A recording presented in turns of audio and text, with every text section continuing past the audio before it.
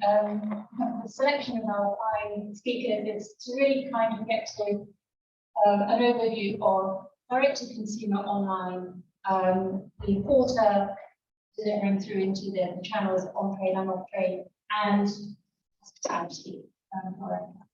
And actually, Ray, I'd like to start by asking you to talk about the work that I think we've already been doing with online specialist producers and with some producers in the long run, and what you found about how that resonates with your customers.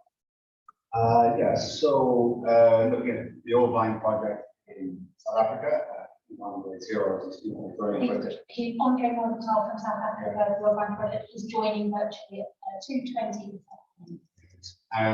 Well, we work with a number of winemakers in South Africa. Johan Kruger was one of the early adopters of the Ovine project, and basically sought out beautiful Shinnie vines around Wellington area.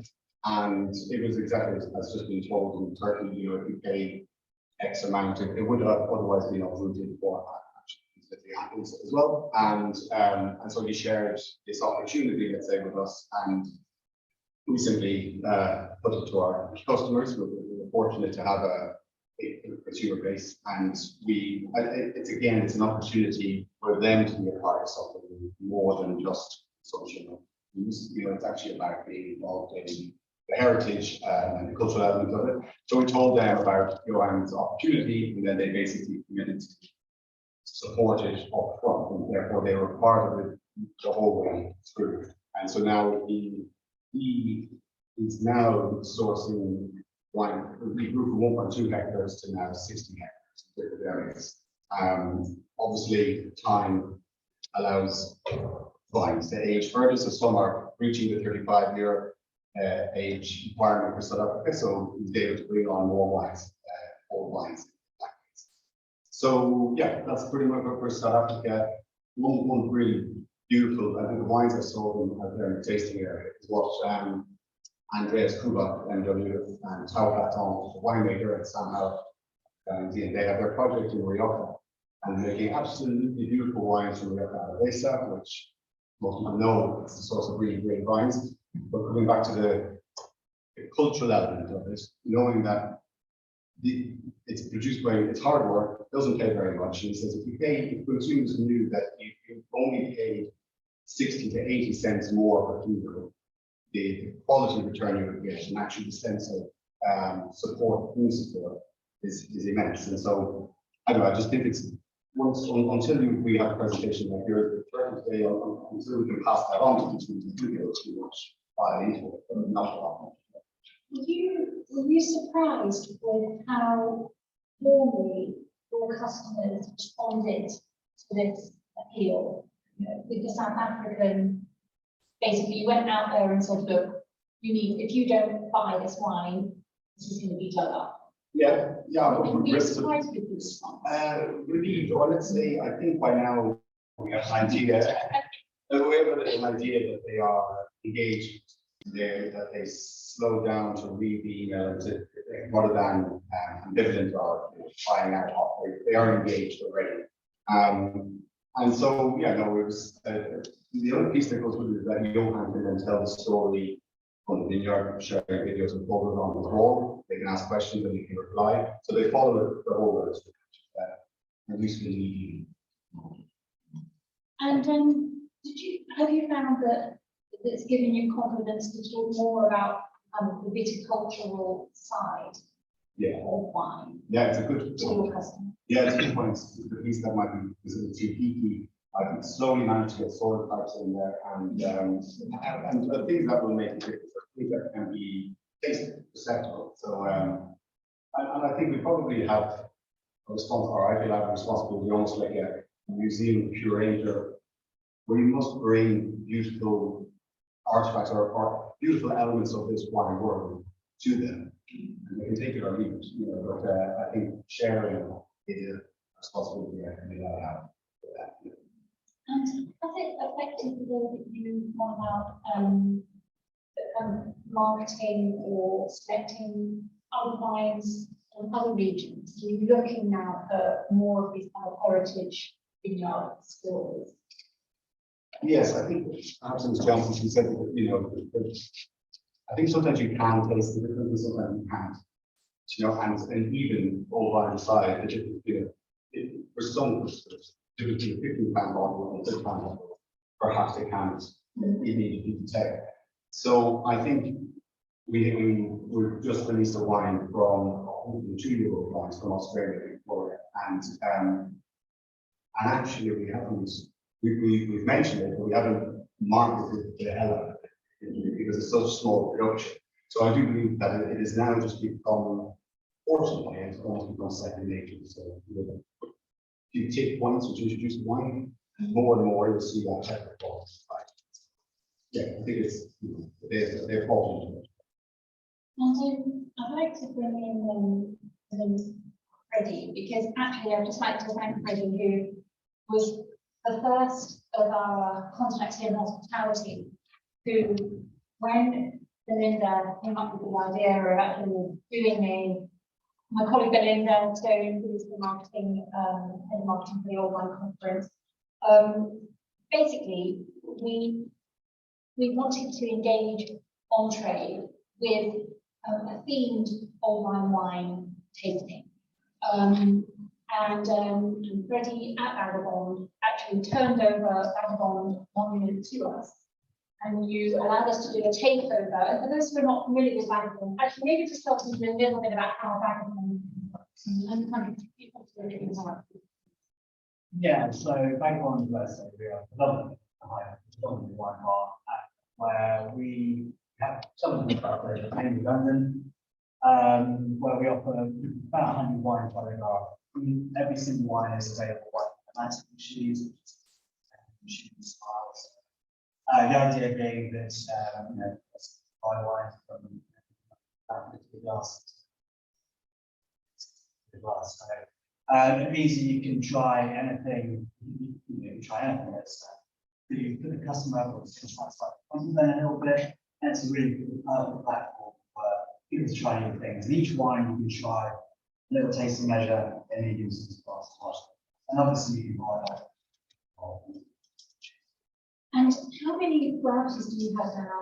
Well, we have 11. So yeah, 9 of which are in London, one's in Birmingham, one's in I actually am looking forward to that.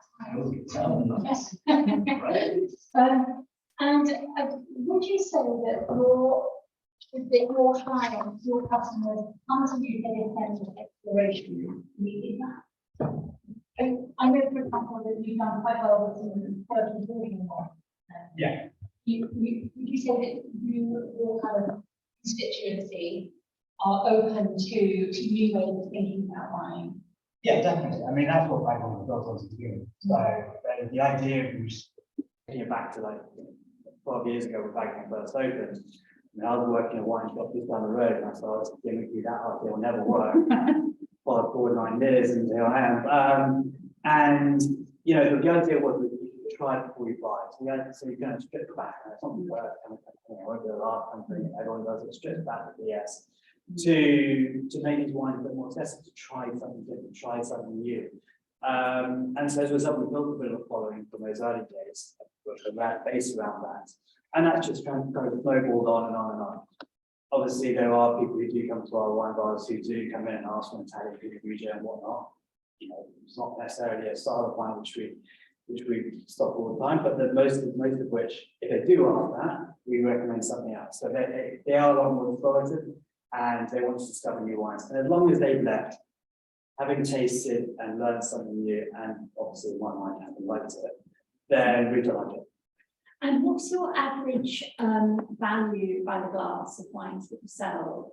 I mean, people spend more with you than they might do. I think they do, yes, but almost certainly.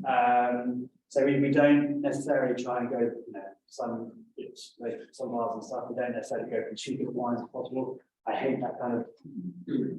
I mean, to coin it, not really race to the bottom, but there is that threat. There's always that around the corner.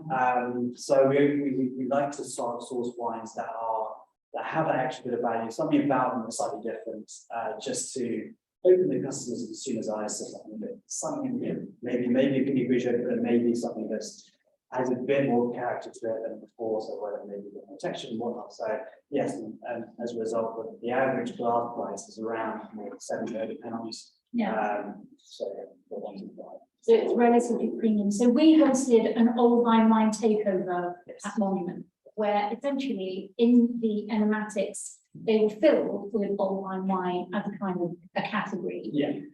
We had an industry party, which was great, thank you very much. And then you ran those enematics with those wines in them for a period of a couple of weeks. Yeah, it was a couple of weeks, and to be honest, that's because all the stock went. So it was great. And thank you, producer, thank you. No, it was, yeah, so within these machines, we normally break up the categories, so we don't have a white machine, Yeah. or except for the white machines, the blue machines, and those they are just in contact with everyone for that. But for whole wine, we took over two machines, a red machine and a white machine. So 20 odd wines and ranging in all sorts of price points, ranging from about, I think, retail wise, I mean, some of my head there, retail wise, I think about 12, 13 pounds after. So it was quick. So it really did vary in price points, and I would say the response was great response as well. Yeah. And has it made you, how do you feel having done that about the viability of old wine as a category? I mean, do you see that as something that could expand? Would you have heritage vineyard wines as a category on a shop shelf or, you know, on a wine list or something? Yeah, I mean, for sure. I mean, it's almost like I would almost put it in a category much where, with the South Africa, you know, you get the logos and stuff at the back of the labels and whatnot. Having that distinction of weight behind it could play a massive role in terms of opening the consumer's eyes and the customer's eyes to what these wines really entail and the history behind them. I mean, you're talking about 15 years ago. You know, if you look at some of the photos on textbooks or magazines or whatever, and video websites have always been kind of colours, the FB, whatnot. Average they define for 5 or 10 years. Now it's changed. But constantly now it's changed. You have to look at things, you know, looking at the photos of Turkey. I want to go to Turkey. But there are They go to them. Honestly, I've been out with them, they'll look after you. but now people are the old wines. Yeah. So and they look great, and they have a place in wine. They can have a place in the wine industry, and yes, I think some consciously people are getting more and more interested in that side of the culture. Obviously, wine is becoming a lot more global, so you know people are traveling to places like Turkey or Sicily or whatever it may be, so getting access to these vineyards and sites that probably weren't really that listed in the last 20 years ago, especially from the UK market. That's really interesting, and something that you said I would like to pick up on for you, and like say if I were to I'm going to just carry on to Ray and Freddie about this just because they're front facing, and then I'm going to have a challenge. So if I were to say to you, well, look, what would it take for you to actually have an ongoing categorization on your website and in your wine bars for heritage vineyard wines? What is it that's stopping you, Ray? I thought about this. I thought it would come down the line, and I didn't get on to preparing the answer. So but I asked someone yesterday I work with you. Please tell how much the searches, how many times all wine has been put into it, because they're not tagged, and it was 1% of searches, or less than 1% of people had searched for all wines.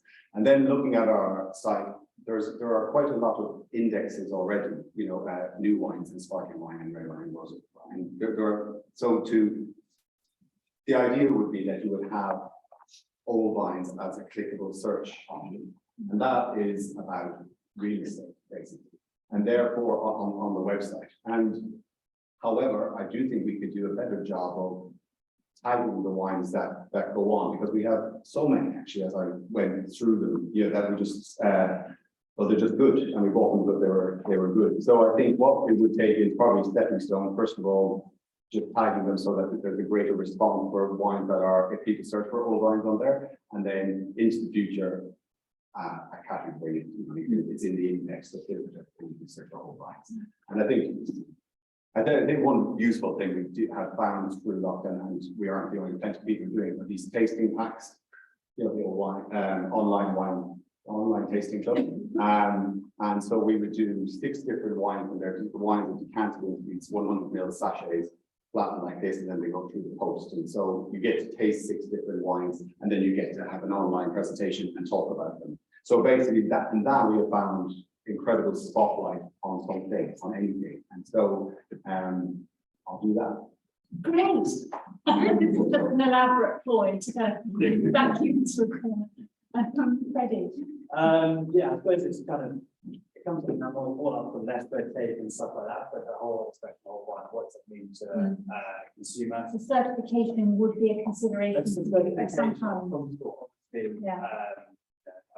for example, there'll be parallels with organics and stuff like that. Now, I'm personally not as great.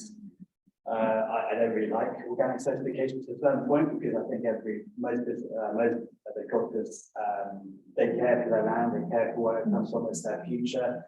So adding cost to that is something I'm very wary about. So going through the certification process, but something like that has a bit of weight behind it. That's you see something visual on a label or expression or a protected term or something like that, which could communicate that directly to the consumer straight away without having to. As we can see today, it's a very complicated question. It's a very complicated, complex kind of situation written. I mean, we've got the relationship the grower has with the vineyard and with the land, that being under threat, but then also the consumer won't know that. Then you've got the kind of the wines that which they make, generally speaking, are great and fantastic. And there's part of that communication down all the way to the consumer, and it's in terms of deep level as well, how you use the appropriate language to do that and to break it down into their speak as well, not just I'm not but I'm trying to get people being in this room to pass on. Yeah, I think that's an important point, and we will pick up on the requirement for certification as well. And for the fact that because I always think of like for us, when we're trying to create a new category, we always go to the guys in hospitality and then B2C first, and then the hardest nut to crack actually for us with the buyers, because it's actually the buyers in Horticulture Alliance who are really at the sharp end. And I know you work a lot with fantastic producers in Spain and Portugal, where they have incredible old wine heritage, but actually not very much in the way of organized old wine initiatives, although they're great individuals. And I was wondering if you could just talk about how you have gone about sourcing some of the old wine wines in your portfolio, and whether you've looked at actually making it more of a category on its own. Well, to answer the second part of that first, that's quite easy.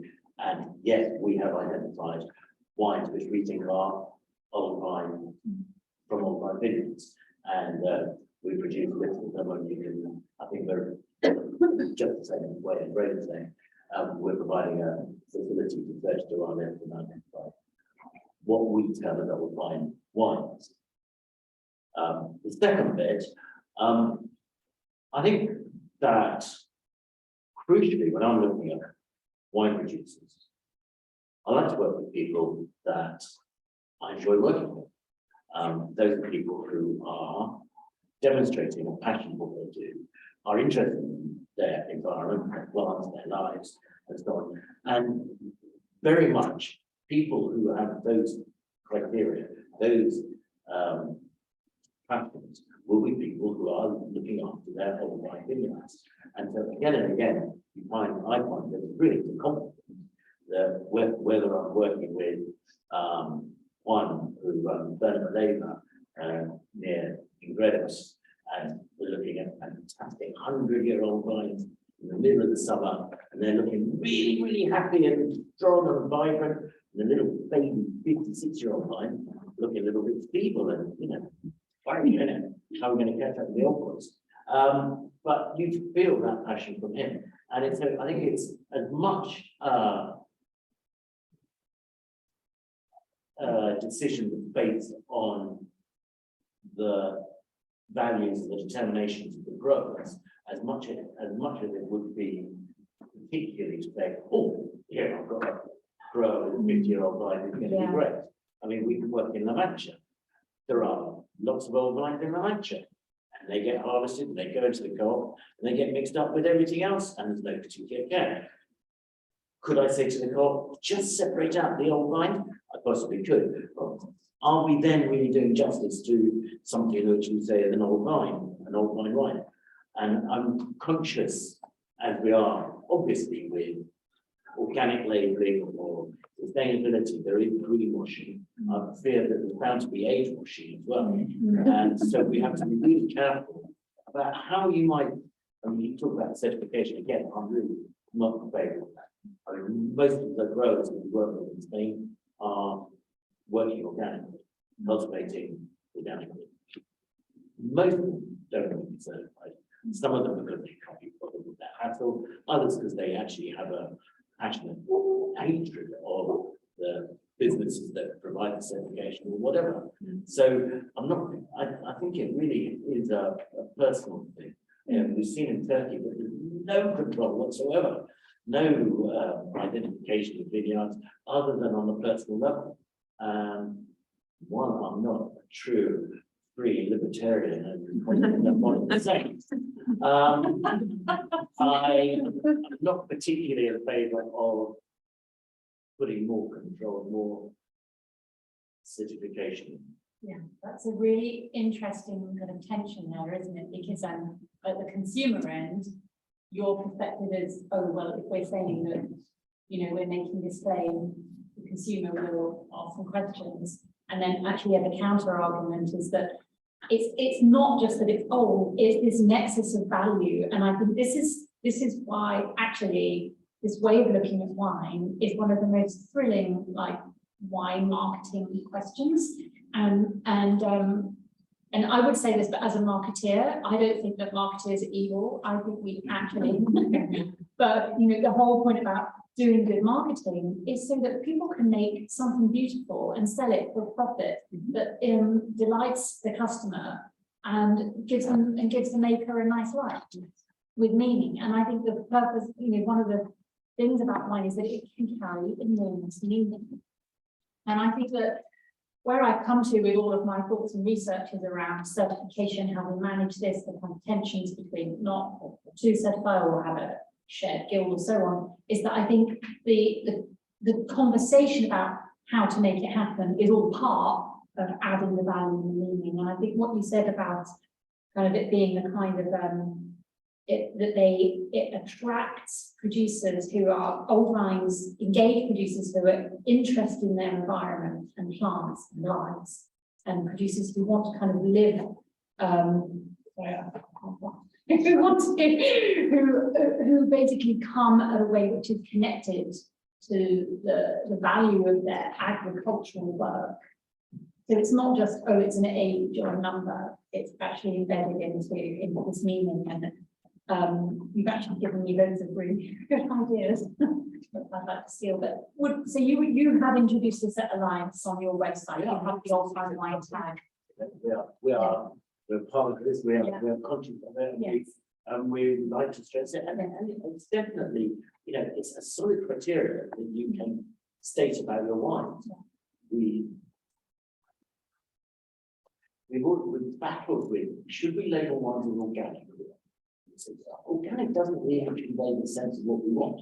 So we sort of label wines as sustainably produced. And that's a sort of bloody sitting on the fence. You want to get checked one way or the other. But definitely, old wines is one definite thing that you can say about producing. So it's quite an easy way filtering. But it's also just the level of wine, of the engagement you can have with sommeliers or whatever. When you're tasting something beautiful, we've got the wine on the tasting from Manuel Together, that's it, from big lots where I'm from, on a salty, on a sandy, down by the river, and one where it's the classic story. If my mom had not taken it over, the old boy who owned it would have given it up, it would have been abandoned, and it would now be growing apples. well. I'm not Maybe on wheat actually. Yeah. It's mostly wheat around that. But it's an expensive bottle of wine. So that's the other side of this conundrum about old age vines is the cost, and we can show them wines to these many, we can engage them with the story and talk to them about how beautiful it is and how wonderful we were in the fashion and patrimony and everything else. And they can buy the wine and put it on their list at £150 or something in a restaurant. There aren't that many people who are going to buy it, unfortunately. But we have a story, and it does encourage people, I think, just to enjoy something. People, and just the beauty of something. Exactly. I think that's a great place to stop. And I would also just like to thank Paul and the team at Alliance who've come on as a champion at the Old Wine Conference. So they supported us as an organisation. And actually, and just a reminder, there are some fantastic wines to try out there in the tasting room. So, well, thank you all. Thanks all for making that step towards actually putting the old wine category out there. I'm gonna, we've got time for one question. Okay, I've got two. All right. I'm Amanda from Drink from the UK. I have two questions. First one is mainly aimed at you guys, the second one is aimed at all of you. If consumers, so my background is marketing as well, and consumers who aren't really engaged in wine see the words old vines, don't you think that will put them off? Just look at it objectively, old vines. People like young, virile things. Old vines, they're going to think, I want to get your feedback on that. It's true. People say, oh. Asked by a young person. And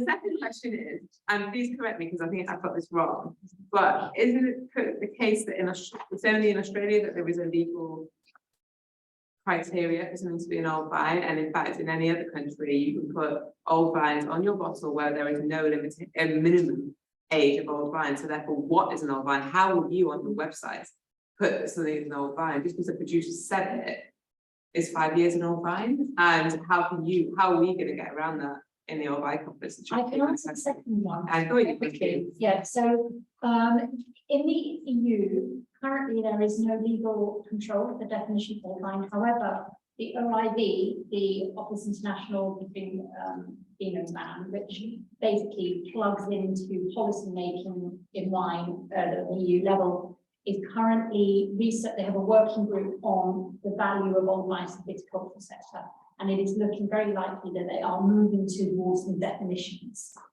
In Rioja, there is a group that's already come together, and they have, through the single vineyard project, which is part of the denomination, the DO for Rioja, they are actually controlling the use of vineyard age on bottles. Anna Harris Noble is here from Spain to tell us more about that bit later.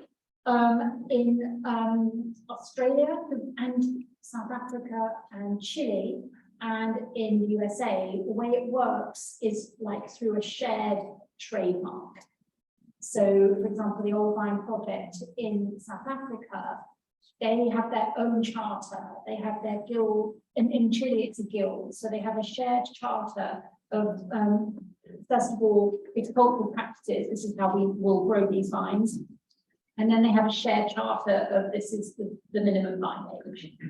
And then they have a stamp, a seal of some kind, they have a register of members, and they basically run it like a kind of, it's like a private trademark that's shared intellectual property with the members, that members made valuable through the quality of the wines that they are producing, and it's controlled in that way. So it's done through these groups that basically create this intellectual property and value, and they manage it in that way.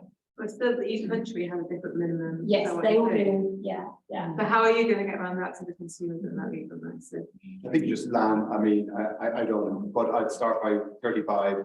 Right. Yeah. 35 is emerging as the baby Yeah. level.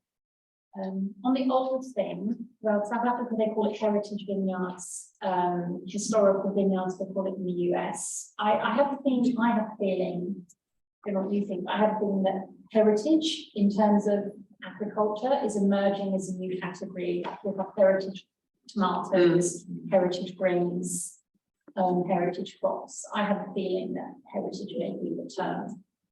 But, you know, the idea is sexier than all vines, you know, so like in French. Because it's French. Well, exactly, they use Spanish and, you know, that we would most likely put that on the label. right. By and large, try and stick to the local language when using back later or later terminal. I think Alfie had a wine where the specific criteria for selling it was old wine. So if Alfie thinks it, I'm sure there are other consumers on place who probably do as well. Yes, thank you for the question, Sue. And thank you, Freddie, thank you, Paul, thank you, Ray, for being here today and speaking so openly, and also for all of your support with the Old Vine Conference. And yeah, thank you.